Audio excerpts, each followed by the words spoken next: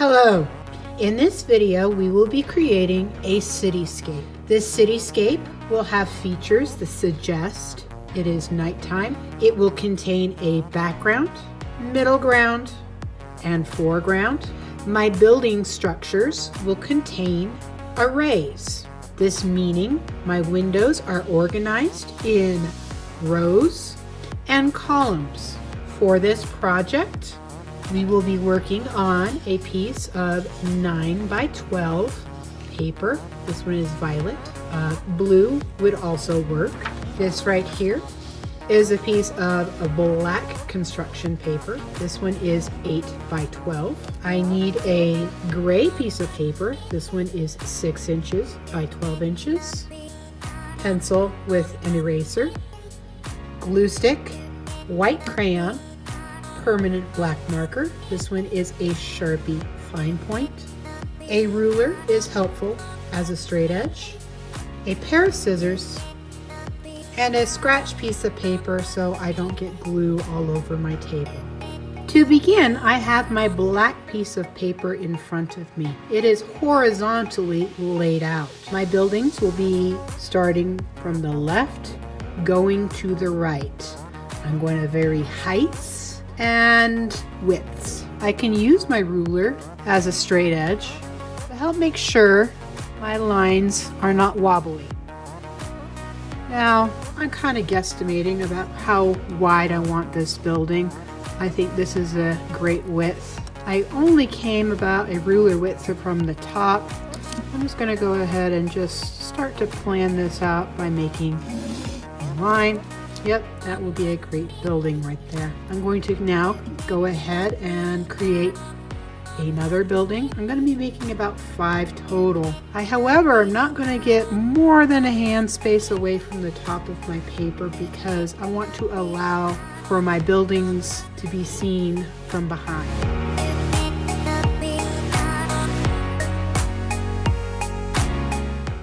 Careful to not leave any gaps in between my buildings. I want them snug right up against each other.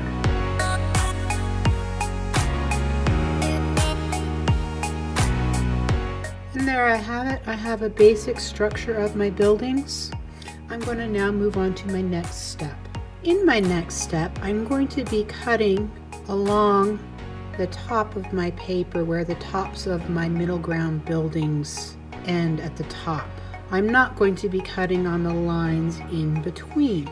Now, as a reminder, your building heights should not be any lower than a hand space from the top of your paper.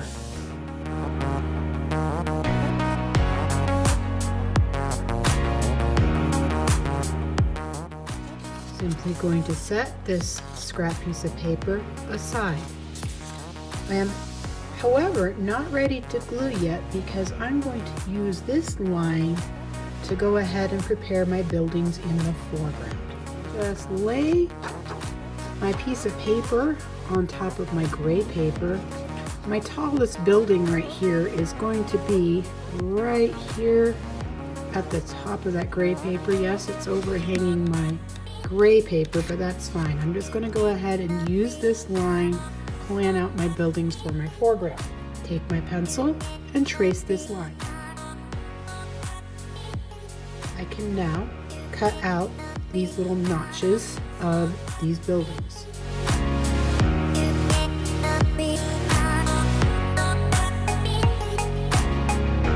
I now have the basic components of my composition. Now I could lay my pieces like this in my composition if I'd like, or I could flip this in the opposite direction, just depending on how much of the black paper you would like to show or mirror. I kind of like this opposite arrangement. So before I do any gluing, I'm going to go ahead and move my foreground buildings out of the way, and I have my black piece of paper just hanging out right here on my background piece of paper. So before I get going too far, before I glue, I'm going to take my white crayon and just kind of plan out where I want stars. It's nice to have this piece of paper on top because No sense in me putting stars in a space where this black piece of paper is going to cover it up. I also don't want to accidentally get white crayon in spots where I don't want it on here, so I'm just going to use it as a guideline to kind of plan out where I'm going to put stars. And of course, stars are random. I'm also going to include a moon, and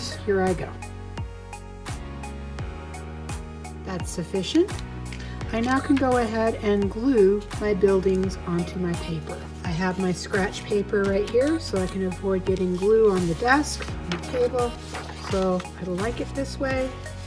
This is my arrangement I'm going to plan to have, so I have to flip it over. This side's going to get the glue.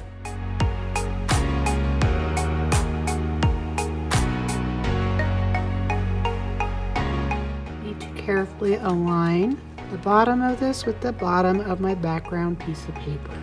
Careful so it doesn't hang off or leave a gap at the bottom. Now before I glue my foreground buildings to my piece of paper, I'm going to go ahead and place some windows on my background buildings or my middle ground buildings. I'm going to go ahead and do this with white crayon. I'm not gluing this yet because I want to create the illusion of what we call overlap. So some windows might be barely partially poking through with these other buildings here, but this also lets me know how far I need to go down with my windows. Again, no sense in putting windows in an area where this piece of paper is going to cover it up.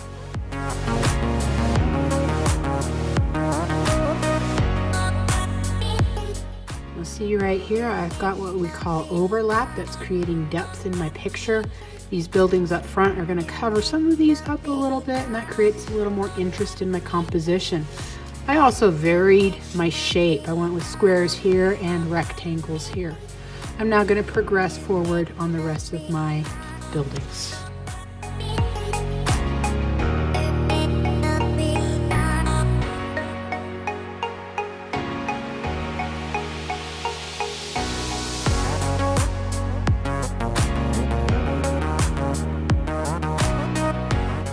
This is sufficient amount of windows. Again, I didn't have to go all the way down.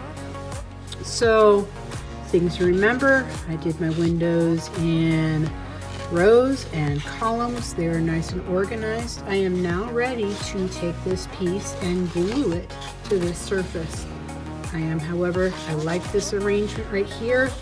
This is how I want it, so I need to flip it over so I can put the glue on this side, so I have the correct side that I want up. Making sure to get glue all around my perimeter and in my area of my piece of paper so it doesn't peel up.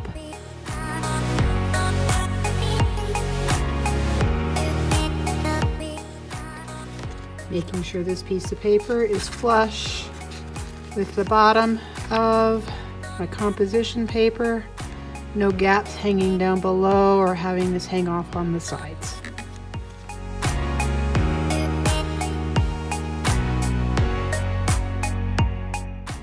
It is now time for me to move on to my foreground buildings, and I'm going to do so with my Sharpie marker. That's what I'm going to do all my drawing with. Before you begin, kind of think about how you can add variety of types of line, maybe texture.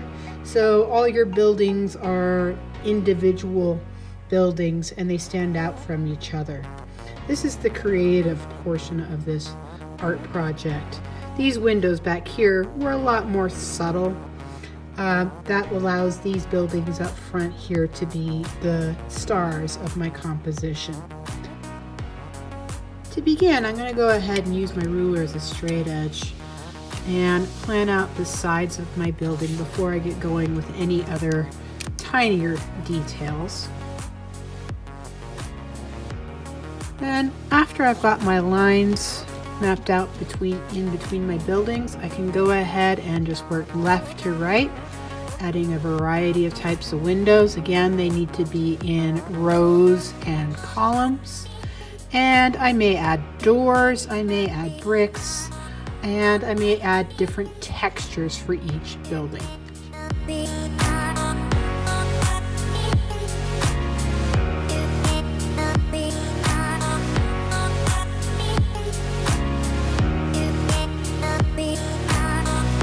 create more interest by coloring in the windows with your black marker.